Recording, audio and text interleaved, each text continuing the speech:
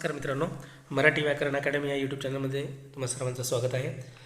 आपण यापूर्वीच्या व्हिडिओमध्ये भाषा आकलन आणि व्याकरण यावर आधारित व्हिडिओ या ठिकाणी बघितलेला होता, ज्यांनी पेपर पहिला दिलेला आहे आणि पहिल्या पेपरची जी काही दुसरी भाषा निवडलेली आहे मराठी, त्या भाषेविषयी आपण 15 प्रश्न बघितले होते आकलनावर आधारित आणि व्याकरणवर आधारित.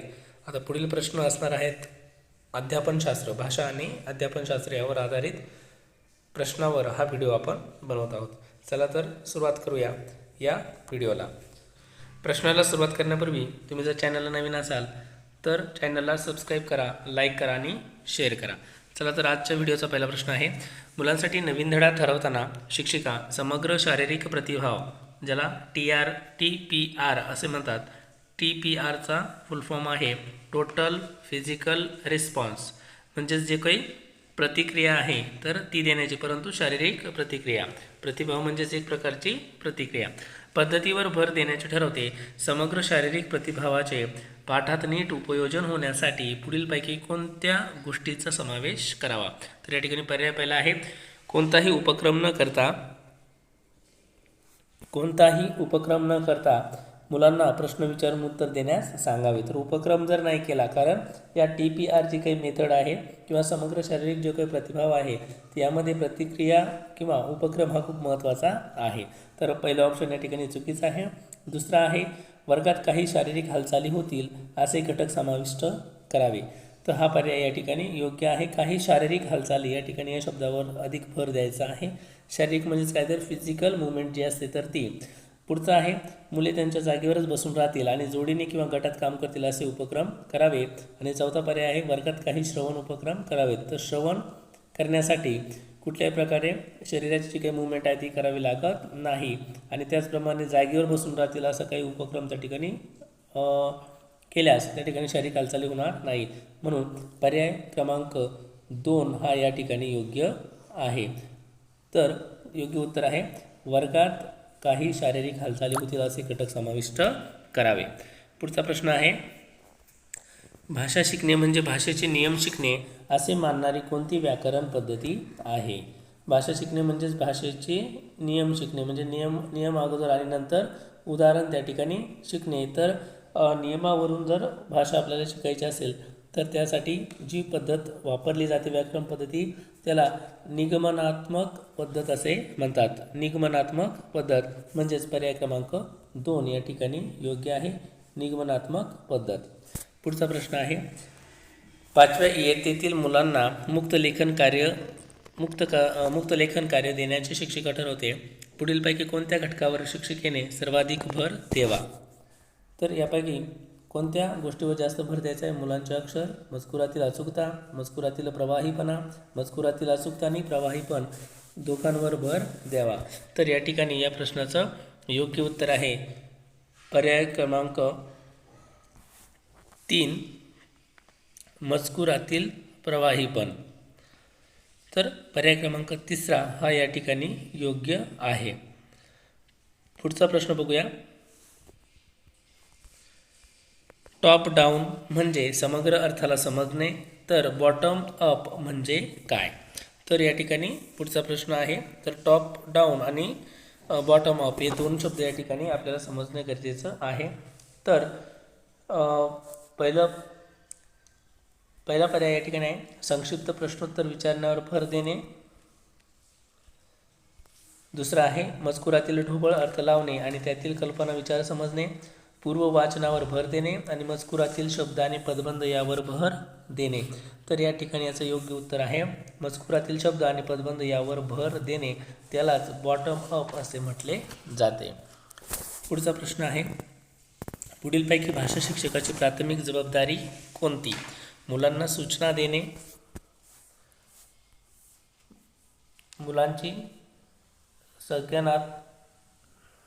मुलांना सूचना देणे, मुलांची संज्ञापनात्मक गरज जाणणे, अध्यापनासाठी योग्य सामग्रीची निवड करणे आणि विविध गटात मुलांची वर्गवारी लावणे. यापैकी प्राथमिक जबाबदारी भाषा शिक्षकाची कोणती आहे ही आपल्याला शोधायची आहे. तर याचं योग्य उत्तर आहे पर्याय क्रमांक 2 म्हणजेच मुलांची संज्ञापनात्मक गरज जाणणे, म्हणजे मुलांना नेमकं कोणता घटक जाणून घेण्याची इच्छा आहे हे कळणं सगळ्यात महत्त्वाची आपली जबाबदारी आहे. पुढचा प्रश्न बघूया. एक मूल पुस्तक हातात घेते आणि त्याची योग्य बाजू हातात घेऊन पानं उलटते. असे करणे म्हणजे काय? तर उदीयमान उपाय कौशल्य, उदीयमान साक्षरता कौशल्य, उदीयमान अभ्यासक्रम की उदीयमान गुणधर्म. तर या ठिकाणी याचं योग्य उत्तर आहे उदीयमान साक्षरता कौशल्य, पर्याय क्रमांक 2. पुढचा प्रश्न आहे. मुले भाषा आत्मसात करतात कारण ते अनुवांशिक आणि नैसर्गिकरित्या सक्षम असतात.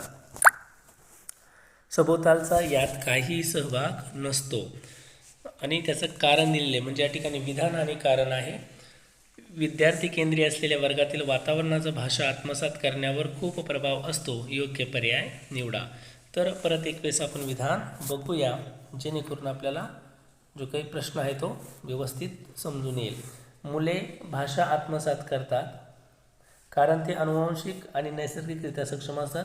सभोवतालचा यात काही सहभाग नसतो. तर या ठिकाणी सभोवतालचा सहभाग नसतो हे काहीतरी आपल्याला या ठिकाणी चुकीचं वाटतं, कारण नैसर्गिकरित्या सक्षम असतात, बरोबर आहे इथपर्यंत. परंतु सभोवतालचा देखील खूप मोठा भाग यामध्ये भाषा शिकण्यामध्ये असतो. जसं आपण बघतो की जे काही समाजीकरणाचे जे काही घटक आहे, शाळा असेल, परिवार असेल, मित्रमंडळी असेल, तर यावरून आपल्याला भाषाचा बोध होत असतो. त्यामुळे थोडंसं हे आपण बघूया. पुढे कारण काय दिले, तर विद्यार्थी केंद्रीय असलेल्या वर्गात वातावरणाचा भाषा आत्मसात करण्यावर खूप प्रभाव असतो. तर कारण त्या ठिकाणी आर जे आहे तर ते बरोबर आहे, कारण विद्यार्थी केंद्रीय असलेल्या वर्गातील वातावरणाचा भाषा आत्मसात करण्यावर प्रभाव असतो. परंतु विधान या ठिकाणी चुकीचं आहे. मग असा कोणता पर्याय आहे जेणेकरून आपल्याला विधान चुकीचं परंतु कारण योग्य असेल, तर तो आहे पर्याय क्रमांक 1. ए विधान ए चूक आहे परंतु आर काय आहे, बरोबर आहे. म्हणजे विधान चूक आहे परंतु कारण बरोबर आहे. याचं योग्य पर्याय आहे पर्याय क्रमांक 1. चला तर पुढचा प्रश्न बघूया. शब्दाचा संदर्भ अर्थ समजावून शिकवलेले वाचन म्हणजे काय? संरचनात्मक पद्धती, संज्ञापनात्मक पद्धती, ऊर्ध्वगामी पद्धती, समग्र भाषा पद्धती. तर या ठिकाणी याचं उत्तर आहे पर्याय क्रमांक 4, समग्र भाषा पद्धती. कारण या ठिकाणी शब्दाचा संदर्भ म्हणजे त्या शब्द कुठे कुठे तो वापरात येतो, त्या शब्दाचे पूर्ण अर्थ त्या ठिकाणी समजून शिकवले जाते आणि वाचन आपण करतो, यालाच समग्र भाषा पद्धती असे म्हणतात. पर्याय क्रमांक 4 या ठिकाणी योग्य आहे. पर्याय क्रमांक 4. पुढचं आहे भाषेबद्दल विचार करणे आणि बोलणे म्हणजे काय? अधिभाषिक योग्यता, स्वनिमिक जागरूकता, निपुण संभाषक की उदयमान साक्षरता. तर या ठिकाणी याचं उत्तर आहे अधिभाषिक योग्यता. भाषेबद्दल विचार करणे आणि बोलणे म्हणजेच काय, तर अधिभाषिक योग्यता त्याला आपण म्हणतो. पर्याय क्रमांक 1 योग्य आहे. पुढचा प्रश्न आहे. एक आई दुसऱ्या इयत्तेच्या शिक्षिकेला सांगते तिचे मूल काही वेळा असे काही बोलते जे तिने कधीही मुलाच्या भावंडाकडून किंवा मोठ्या माणसाकडूनही ऐकले नाही. हे कसे काय? आईच्या या प्रश्नासाठी नेमके उत्तर शोधा. आता हा प्रश्न थोडासा त्या ठिकाणी आपल्याला गोंधळात टाकणारा आहे. पर्याय जर बघितले तर संरचनात्मक पद्धतीप्रमाणे मुले जात्यात नवी भाषा तयार करतात. जात्यात म्हणजेच काय, तर एक मनामध्येच. दुसरं, मूल नेहमी मोठ्यांच्या अनुकरणातून भाषा शिकतात. पर्याय व्यवस्थित बघा. मूल नेहमी मोठ्यांच्या अनुकरणातून भाषा शिकतात. मानवी मेंदू सहजगत्या भाषा आत्मसात करण्यास सक्षम असतो आणि त्यांच्या भाषा ज्ञानाचे प्रबलीकरण केल्यावरच ते भाषा शिकतात. तर अशा प्रकारचे 4 पर्याय आहे. परंतु आपण जर या ठिकाणी विचार केला तर आपण ऑप्शन बघितल्यानंतर लगेच काय करू, सिलेक्ट. त्या ठिकाणी मूल नेहमी मोठ्या अनुकरणातून भाषा शिकतात हा पर्याय आपण निवडू, बरोबर. परंतु प्रश्न पुन्हा एकदा काळजीपूर्वक बघा. तिथे काय दिलेलं आहे की काही वेळा ते असे काही बोलते जे तिने कधीही मुलाच्या भावंडाकडून किंवा मोठ्या माणसाकडून ऐकलेले नाही. म्हणजे त्याने कुणाचंही त्या ठिकाणी अनुकरण केलेलं नाही. हे या ठिकाणी आपण बघणे गरजेचं आहे. त्यामुळे घाईमध्ये आपण ऑप्शन नंबर 2ला टिक करून पुढे चालतो, परंतु ही गोष्ट त्या ठिकाणी आपला 1 मार्क त्या ठिकाणी जात असतो. त्यामुळे प्रश्न काळजीपूर्वक वाचा. तर याचं योग्य उत्तर आहे पर्याय क्रमांक 3, मानवी मेंदू सहजगत्या भाषा आत्मसात करण्यास सक्षम असतो. पर्याय क्रमांक 3 या ठिकाणी योग्य आहे. पुढचा प्रश्न बघूया. सुरुवातीच्या साक्षरतेच्या उपक्रमात मूल आणि एक मोठी व्यक्ती सोबतच एक पुस्तक पाहतात आणि मोठी व्यक्ती प्रश्न विचारून संभाषणाला उत्तेजन देते. नंतर त्याची भूमिका बदलते आणि मूल प्रश्न विचारते. हे कशाचे उदाहरण आहे? तर हे उदाहरण कशाचे आहे तर आपल्याला ऑप्शनवरून लगेच कळेल. कथावाचनमध्ये संभाषण होत नाही, फक्त वाचनाचं त्या ठिकाणी वाचन त्या ठिकाणी होतं. आदर्श वाचन पण त्याचाच एक प्रकार आहे. जे काही वाचनाचे जे काही लयबद्धता आहे किंवा उतर चढ आहे ती त्या प्रकारे होत असं. सहवाचन म्हणजे सोबत वाचणे हे देखील या प्रकारामध्ये मोडत नाही. मग राहिलं ऑप्शन कोणतं? चौथं. त्याचं तोच योग्य पर्याय आहे. संभाषणात्मक वाचन, त्याला डायलॉजिक रीडिंग असे सुद्धा म्हटल्या जातं. तर संभाषणात्मक वाचन हा पर्याय या प्रश्नाचा योग्य आहे. प्रश्न आहे, प्राथमिक पातळीवर भाषेतील अचूकता अत्यंत महत्त्वाची असते. हे विधान आहे आणि कारण आहे. प्राथमिक पातळीवरच्या अभ्यासक्रमात व्याकरण अंतर्भूत घटक असते. तर या ठिकाणी लक्षात घ्यायचं आहे की प्राथमिक पातळीवर भाषेतील अचूकता ही अत्यंत महत्त्वाची असते. तर या ठिकाणी भाषेतील अचूकता ही महत्त्वाची नसते, कारण लहान वर्गांना किंवा प्राथमिक पातळीवर भाषेमध्ये थोडीशी त्या ठिकाणी चूक असेल किंवा ती त्या भाषा शिकण्याची ती सुरुवात असते, त्यामुळे चुका आढळतातच. त्यामुळे अचूकता हा ऑप्शन या ठिकाणी विधान या ठिकाणी चूक आहे. आणि कारण आहे, प्राथमिक पातळीवरच्या अभ्यासक्रमात व्याकरण हे अंतर्भूत घटक असते, म्हणजे अभ्यासक्रमातच किंवा विशिष्ट प्रकारचं व्याकरण त्यांना शिकवलं जात नाही. तर हा कारण या ठिकाणी योग्य आहे. मग अशा पद्धतीचं कुठला पर्याय आहे तर पर्याय क्रमांक 1 हा योग्य आहे. ए चूक आहे पण आर बरोबर आहे, म्हणजे विधान चूक आहे परंतु कारण त्याचं बरोबर आहे. पुढचा प्रश्न आहे, भाषेचे स्वरूप, भाषा शिक्षणाचे स्वरूप आणि या दोघांचे शिक्षण पद्धतीत उपयोजन म्हणजे तंत्र, अभ्यासक्रम, आशय की धोरण या ठिकाणी दिलेलं आहे. तर याचं योग्य उत्तर आहे धोरण. म्हणजेच उद्देश त्या ठिकाणी आहे की भाषेचे स्वरूप आणि भाषा शिक्षणाचे स्वरूप हे या शिक्षण पद्धतीमध्ये उपयोजन म्हणजेच धोरण आहे. पुढचा पर्याय आहे. पुढचा प्रश्न आहे, पुढचा आणि शेवटचा प्रश्न या ठिकाणी आहे, रचनात्मक मूल्यमापन म्हणजे काय?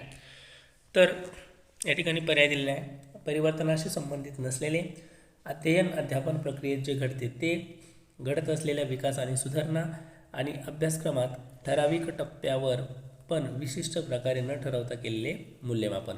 तर कोणते मूल्यमापन शोधायचे आपल्याला तर रचनात्मक.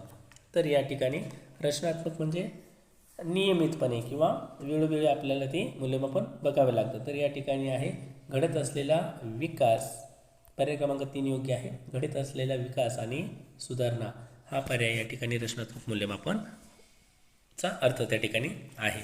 तर या प्रकारे तुम्हाला हा व्हिडिओ कसा वाटला कमेंटमध्ये नक्की कळवा. त्याचप्रकारे व्हिडिओमध्ये काही जर बदल किंवा काही जर सुधारणा, काही इम्प्रूव्हमेंट तुम्हाला सुचत असेल तर ते देखील तुम्ही कमेंटमध्ये मांडू शकता.